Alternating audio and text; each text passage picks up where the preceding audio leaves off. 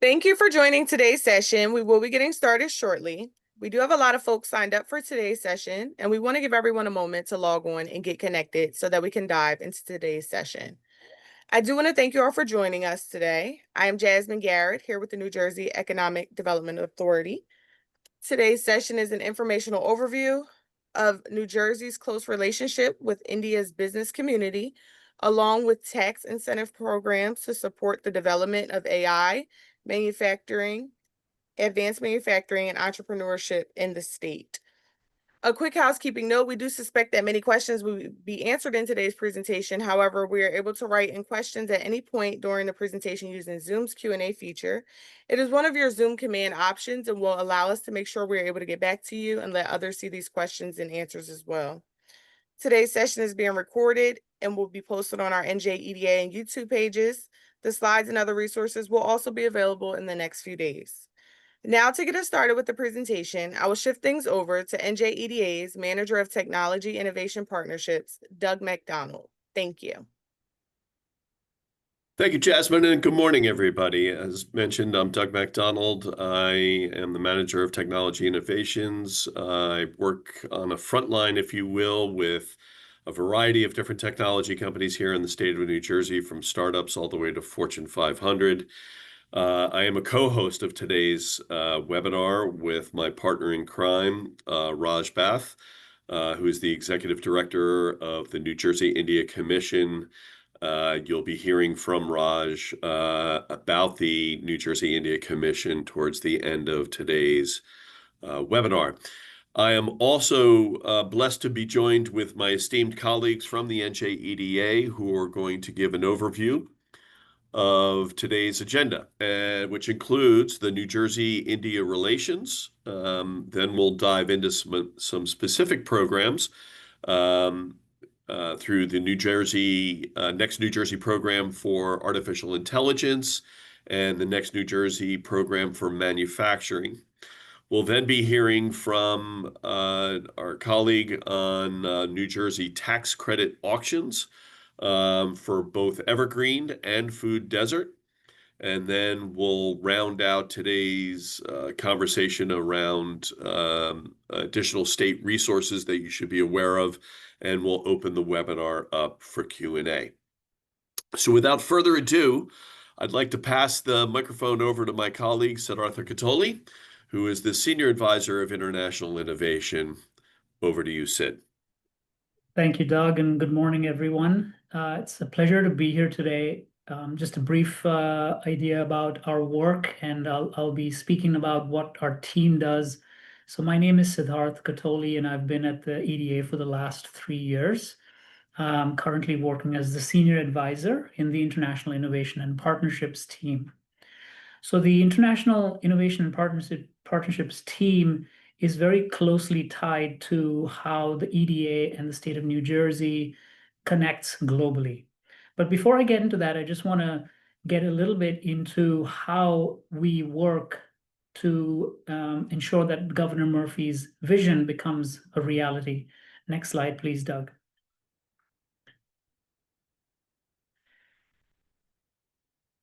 So as you're aware, Governor Murphy is in the last few months of his term. The elections are coming up soon, but in the last 8 years that he's been here in this role as governor in New Jersey, there's been very meaningful work that has happened across various different sectors, including people, communities, including innovation, and in how the government works to make its priorities known and in funding businesses.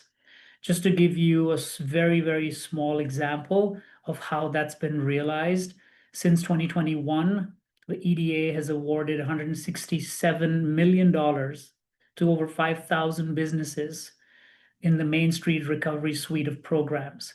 And the total funding for those small businesses has gone past $1 billion already.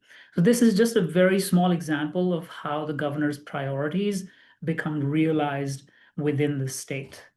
Next slide, please. And the next slide. So what the International Innovation and Partnerships team does here. We're a team of 4 people. We work directly with the chief of staff and the chief executive officer, and we engage in sort of a quarterback way. We can think of us as a first responder. When we get incoming requests from the diplomatic missions, when we get requests from individual companies that are interested in establishing an office or interested in investing in the United States, we help those either missions or the businesses understand what the next steps could be, because it is a very challenging process. There are a lot of unknowns, a lot of variables, and it's not easy to find the right kind of information.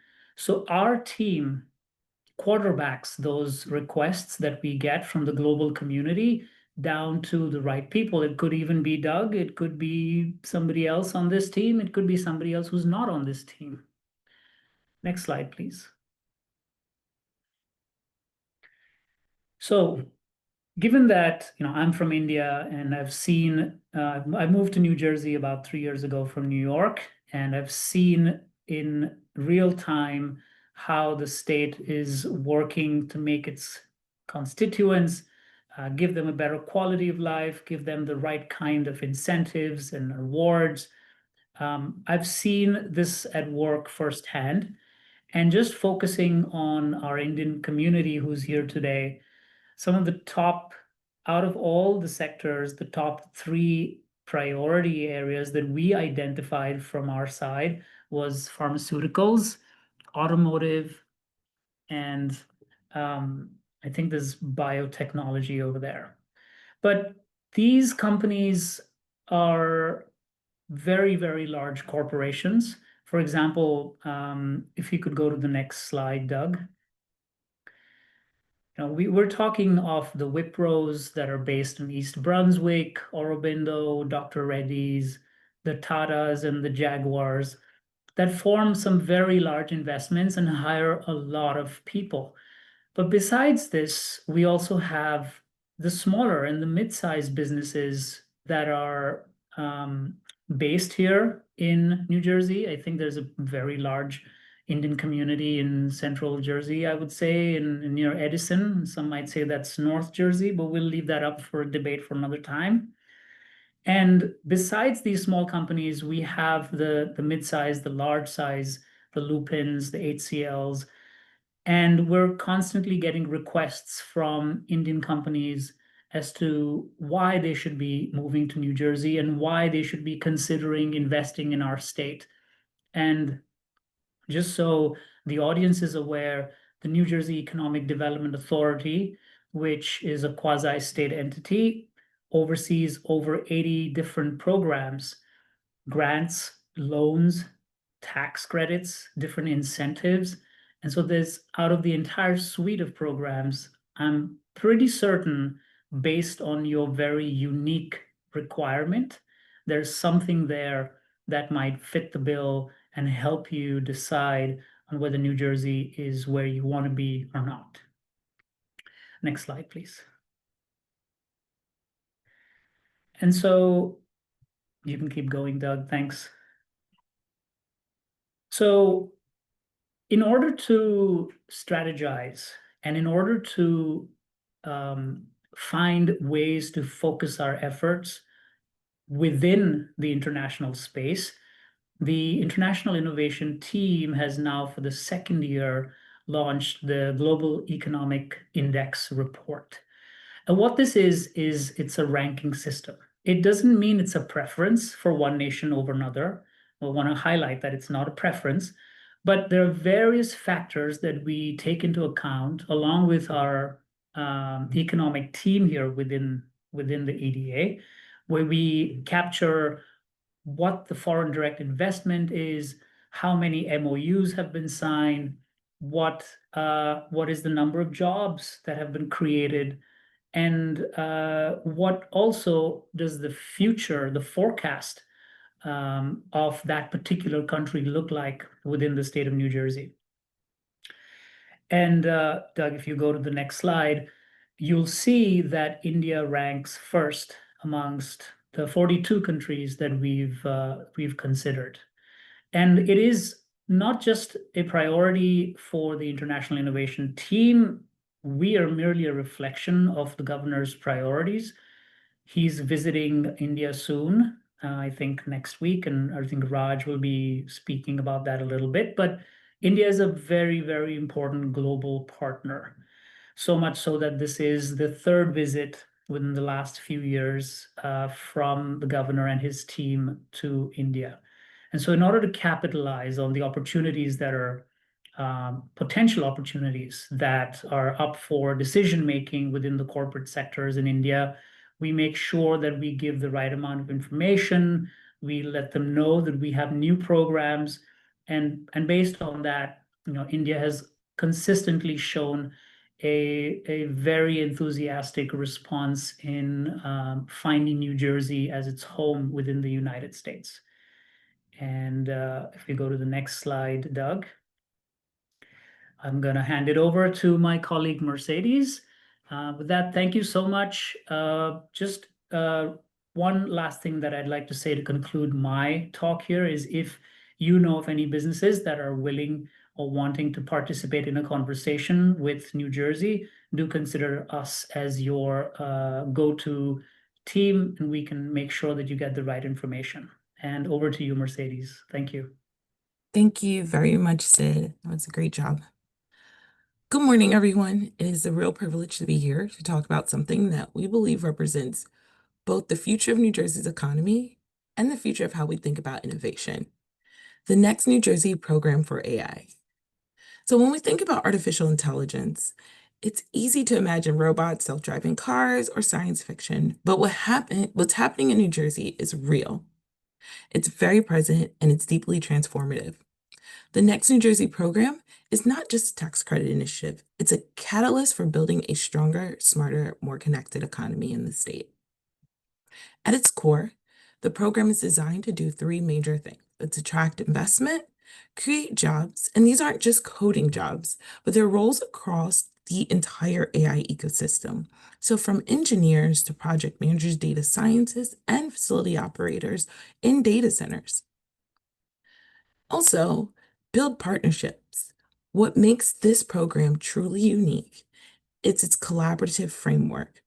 So startups, incubators, universities, research institutions are all brought into the fold, and they are able to co-create solutions with these bigger companies.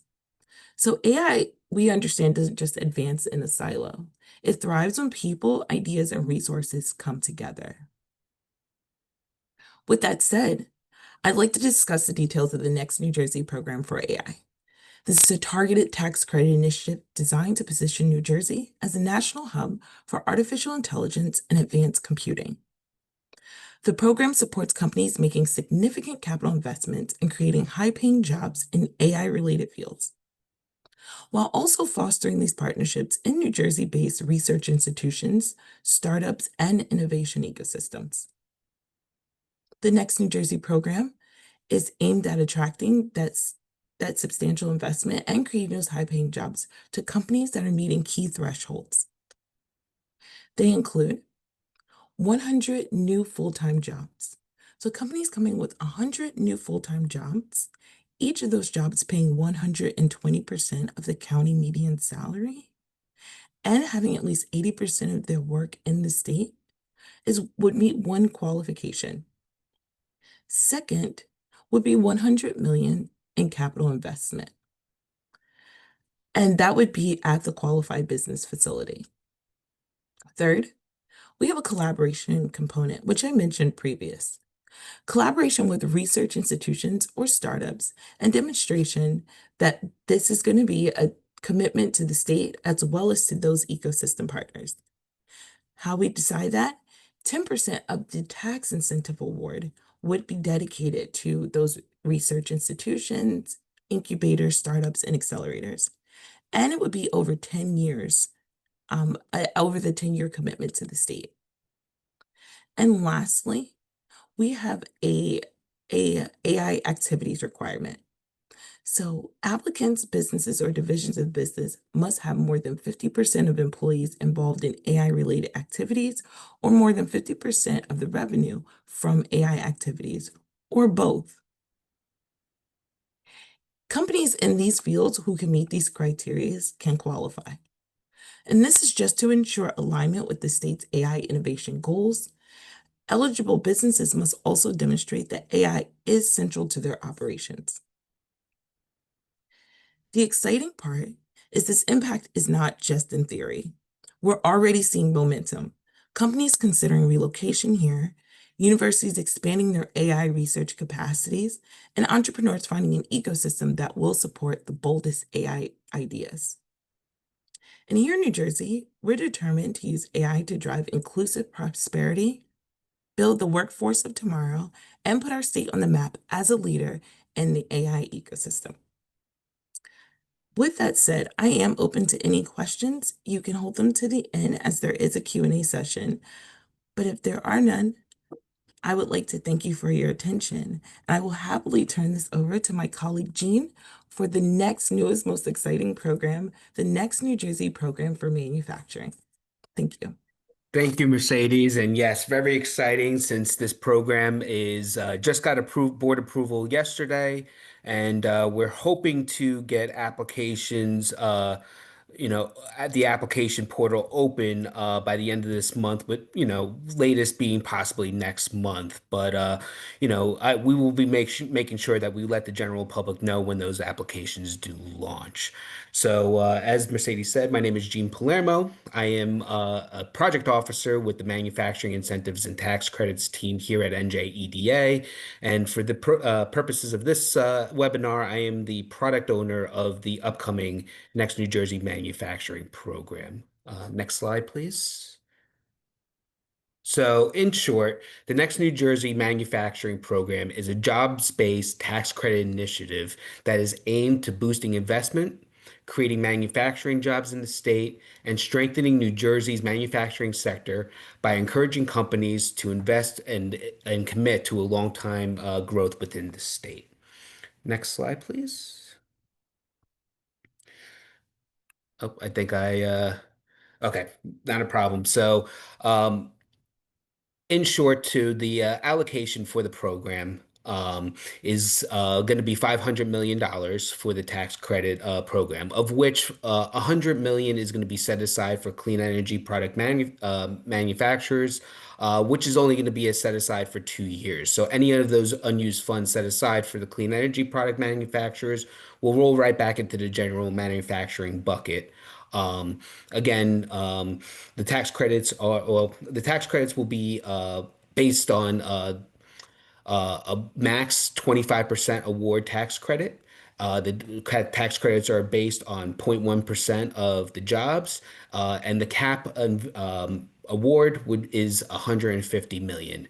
Those tax credits are going to be issued over a course of the 5-year period, and companies will need to maintain their facility here in New Jersey for 10 years.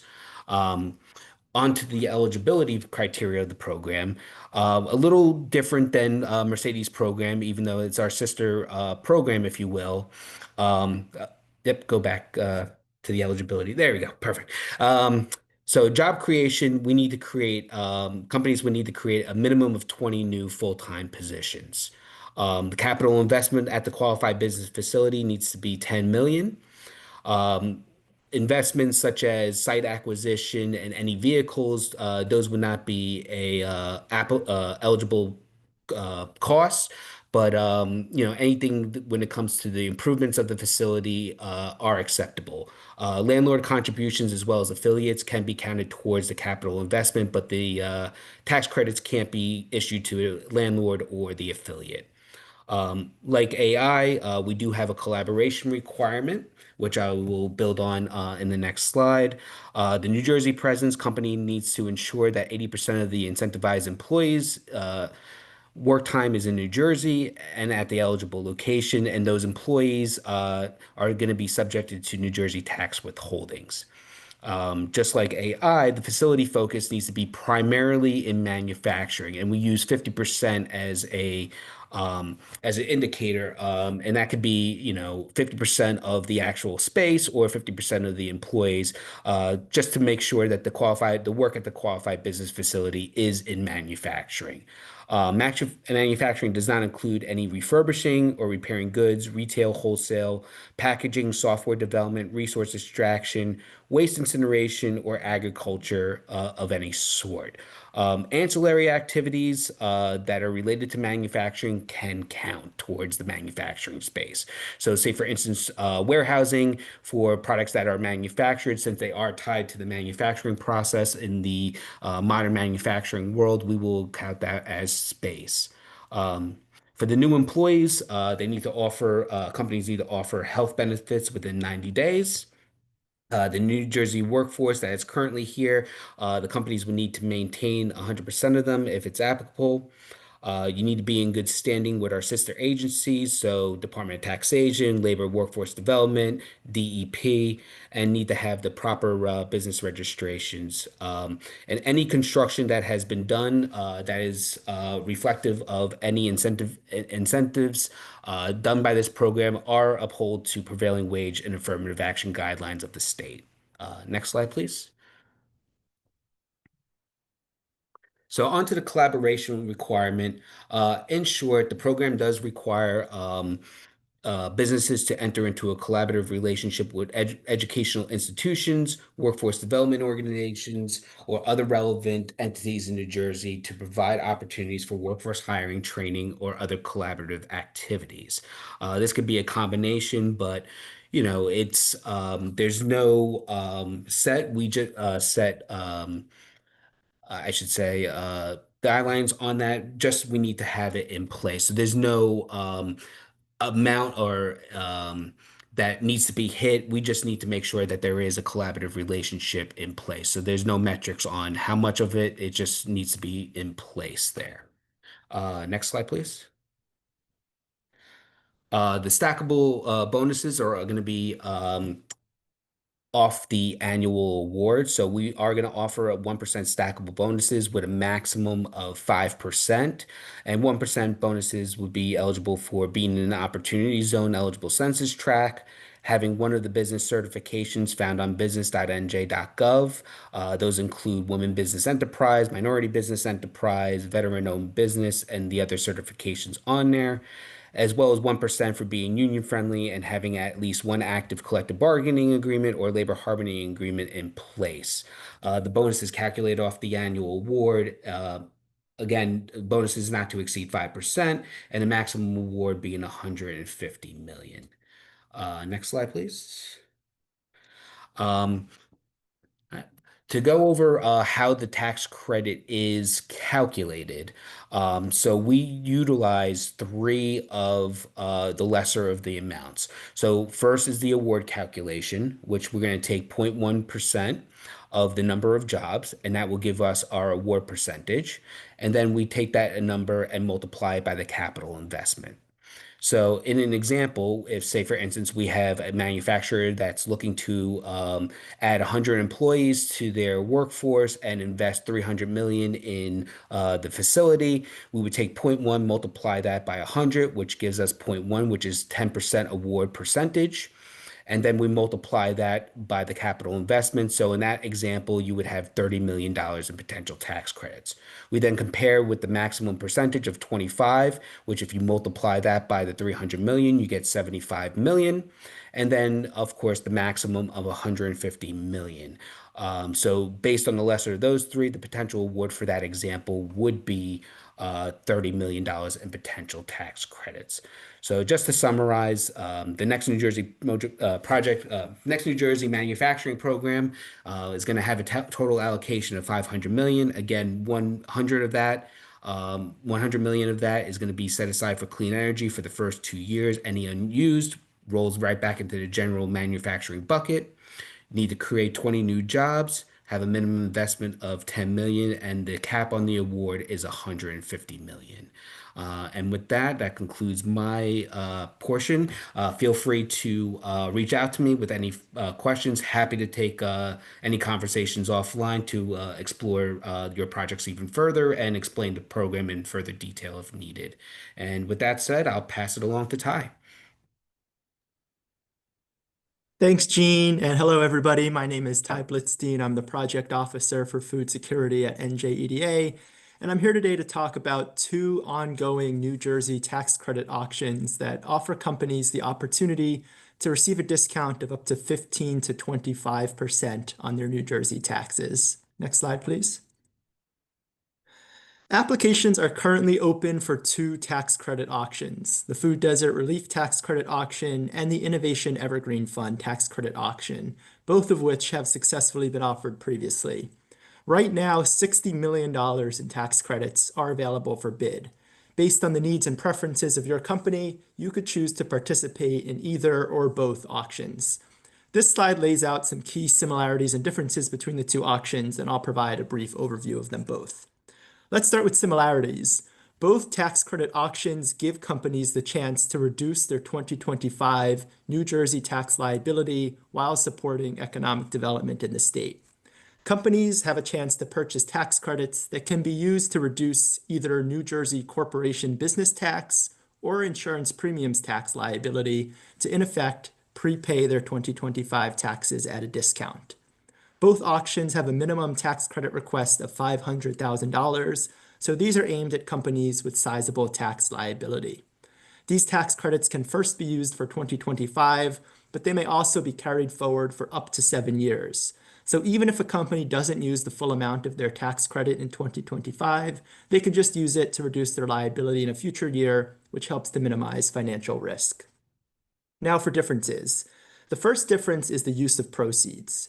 In the Food Desert Relief Tax Credit Auction, we'll use proceeds from the sale of tax credits to fund innovative programs to alleviate hunger and strengthen food security in New Jersey's 50 food desert communities. These are areas of the state that lack access to affordable, healthy food. More than 1.5 million New Jersey residents live in a food desert, and they're located in all 21 counties. I want to emphasize that companies do not need to be in the food industry or be located in a food desert in order to participate in this auction. Some companies participate for the social impact, CSR angle. Others are in it purely for the dollars and cents savings. It doesn't matter to us. For the New Jersey Innovation Evergreen Fund, proceeds will be used to make investments in New Jersey-based, innovative, high-growth businesses and startups to, as we like to say, make New Jersey's economy look a little bit more like Silicon Valley's. The minimum price is another key difference between the two auctions. In the Food Desert Relief Tax Credit Auction, the minimum price for your tax credit bid is 85 cents on the dollar. For Evergreen, it's 75 cents on the dollar. So what does that mean? If you have a $1 million liability and you bid for tax credits, say, at 85 cents on the dollar, that's $150,000 in savings if you're successful. That price difference is meant to reflect additional requirements, or lack thereof, that are tied to each auction. For the Innovation Evergreen Fund, as part of their bid, companies also have to put forth and eventually complete a strategic commitment. That's a sort of open-ended project that's designed by the bidding company to support New Jersey's innovation ecosystem. Your strategic commitment could be a monetary or a financial commitment, or also an in-kind commitment of staff or resources. For example, making grants to startup incubators or innovation nonprofits, launching a mentorship or fellowship program. These are all examples of past strategic commitments. Bids for the Evergreen auction will be scored both on the financial bid price and the value of the strategic commitment. Recipients must also serve on the program's advisory board, which is a non-onerous quarterly commitment. For the Food Desert Relief Tax Credit Auction, there are no compliance or ongoing commitments of any kind. It's a very straightforward, one-time purchase transaction. The application is likewise very straightforward, some company information, certifications, and then your bid. Bids for the Food Desert Relief Auction are awarded solely based on the offer price, with tax credits being allocated to the highest bidders. Applications for both auctions are currently open and will close on October 3rd at 5 p.m. There is no application fee, but all bidders do need to pay a 10% refundable deposit up to $500,000. I also want to note that applications are not first come, first serve. Next slide, please. So for the sake of time, I kept this a bit of a high-level overview, but if you're interested in learning more, many resources are available on the program websites, including FAQs, detailed process overviews, application checklists, a sample application, and a sample agreement. I'll put those links in the chat. There's also a 45-minute webinar on the website that goes in depth about both tax credit auctions if you're interested in learning more. Remember, applications will close on October 3rd at 5 p.m. and we'll be approving bids by the end of this year. Don't miss this chance to save significantly on your New Jersey tax liabilities. Please don't hesitate to email us with any questions at all. We're always happy to set up time to meet virtually and connect face-to-face to answer any questions. Thank you.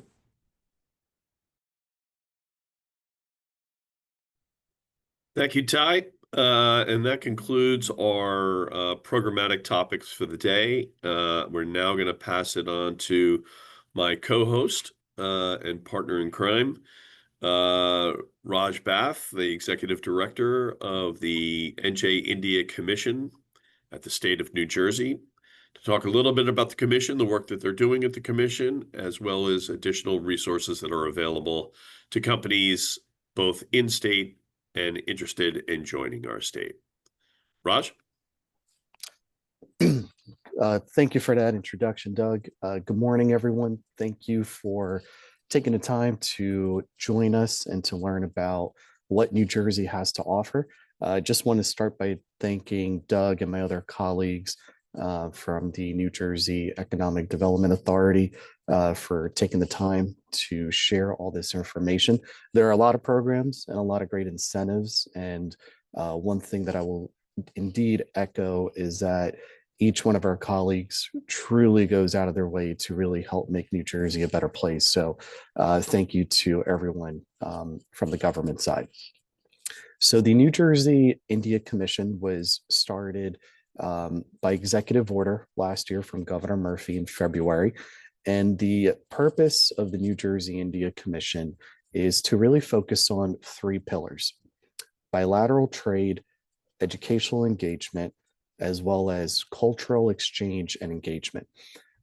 We feel that for New Jersey, these are three areas where we can continue to enhance as well as to amplify the connection between the New Jersey and India corridor. The commission is made up of 40 members who come from diverse background. We're talking STEM, medical, education, engineering, business, finance, and as well as the nonprofit space. Each member brings a lot to the table, and their overall objective is to help break the Indian diaspora out of the silos and be able to connect, whether it's businesses, community groups, nonprofit, religious groups into the fray of government, both at the state level as well as the county level and the local level. The commission has been something that was kind of in the making since the governor had its first inaugural trip to India in 2019, which was September of 2019. So it's been a long time coming, but we're excited that we were able to stand up this commission last year. And so we're based out of the Department of State, and we work side by side with our partner, Choose New Jersey, which is a nonprofit that lives just outside of government. And then we also work hand in hand with our colleagues at the EDA, at the New Jersey Business Action Center, as well as our colleagues at the Department of Labor and Workforce Development. The role that we play from the commission standpoint is, again, to help break the different communities out of silos, but to also be another beacon of attraction, whether it's companies from India that are looking to launch themselves into the US market. And so we beat the drum as to why New Jersey is the ideal place to call home. Right after California, New Jersey is proud to really be the second state with a large population of the Indian diaspora. So that's who we are. And so I'm honored to be the inaugural executive director. And so our day-to-day activities is really just connecting with businesses, community groups, and working in any capacity where we could be of help and assistance. Moving on to our partners over at Choose New Jersey. For those who are not familiar, Choose New Jersey is essentially our main cheerleader for the state, both at the domestic level across the US in attracting business, but also they work to attract business on the international level as well.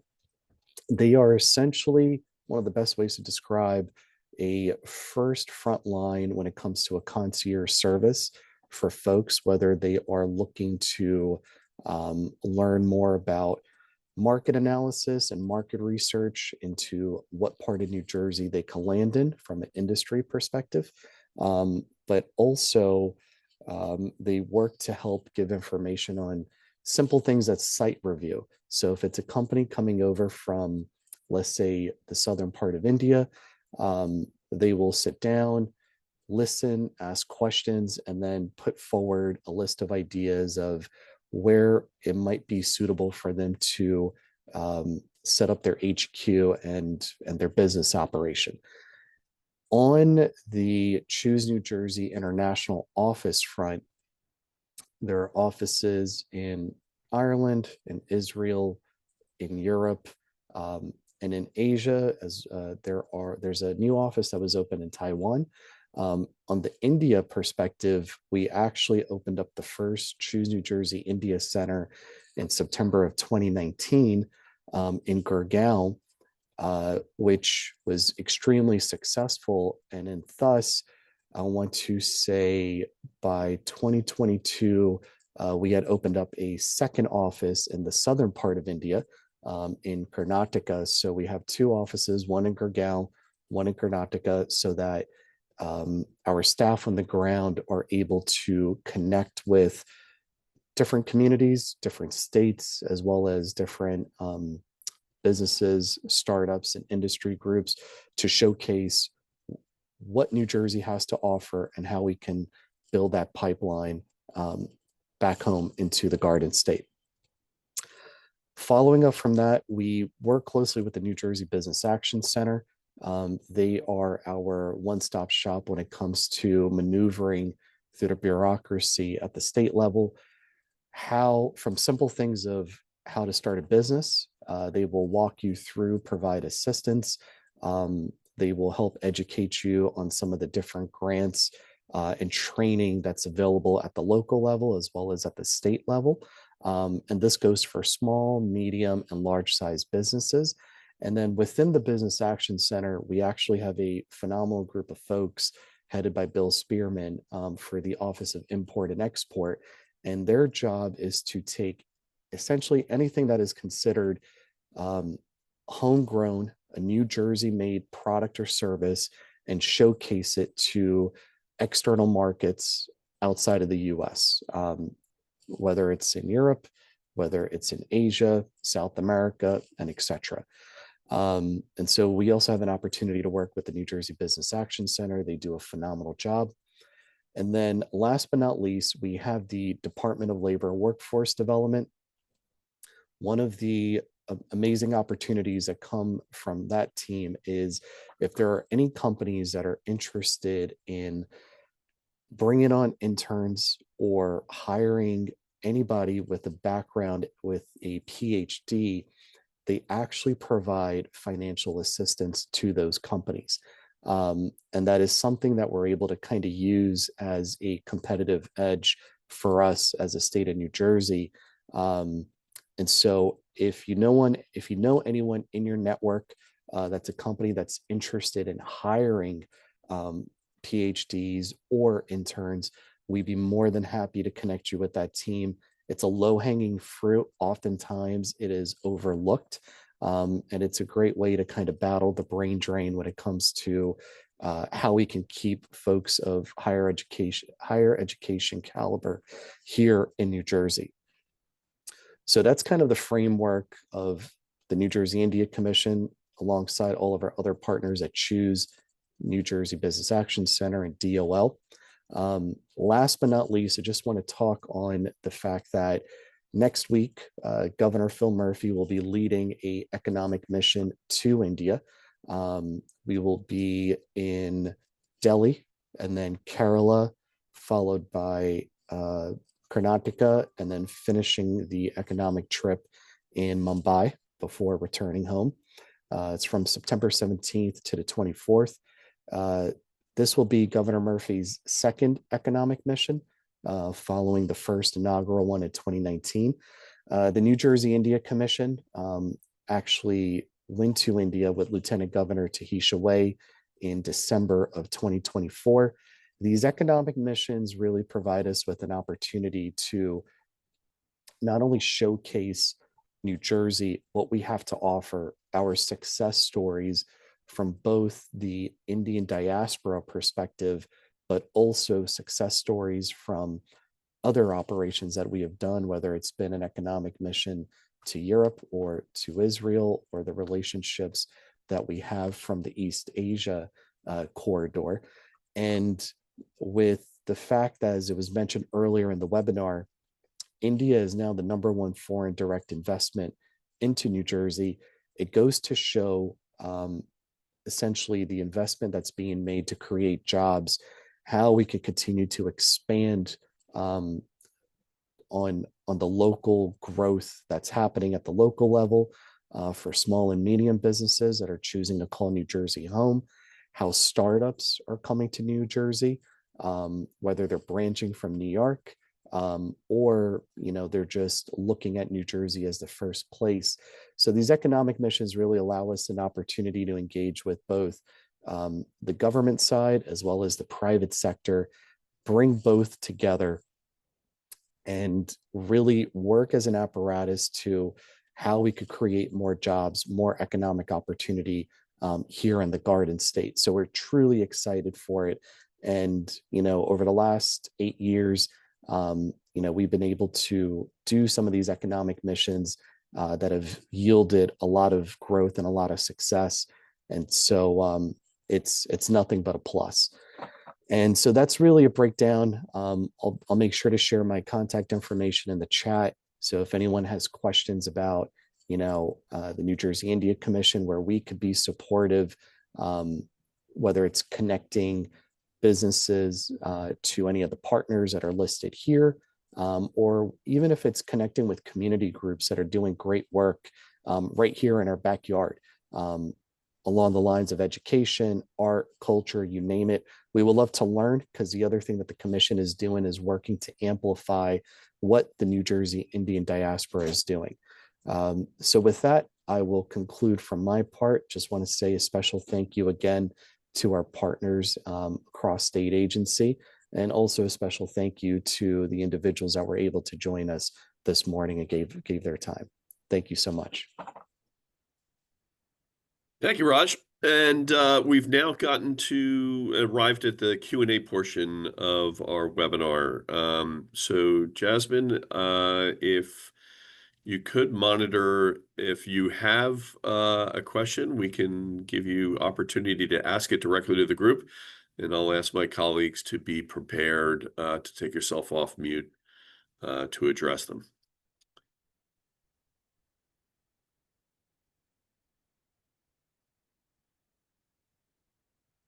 I believe you have a hand raising feature in Zoom if you'd like to ask a question.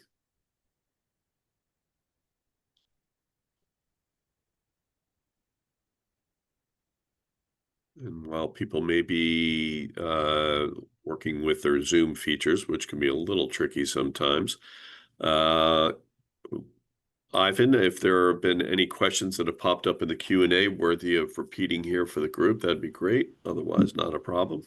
No questions, Doug. Thank you. There are also no hands raised currently.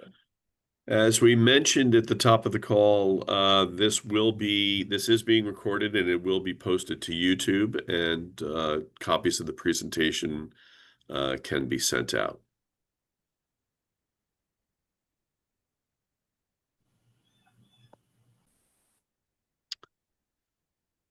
Very good. Well, it sounds like we have an opportunity to give everybody some time back. So we will thank you again for logging in and hearing about our great programs and our amazing relationship with India and the tremendous work that Raj and his team are doing through the India Commission. Want to thank my colleagues here, Jasmine Garrett, who makes these things flow smoothly. Sid Catoli for giving great voice to the Office of Innovation, International Innovation at the EDA, and then my colleagues on the programmatic side, Mercedes White, Gene Palermo, and Ty Blitzstein. So thank you all very much. Ivan, you're the best monitor of Q&A there is, and our contact information is available. Please feel free to reach out. Without further ado, we wish you a fantastic day, and we look forward to connecting again soon. Cheers.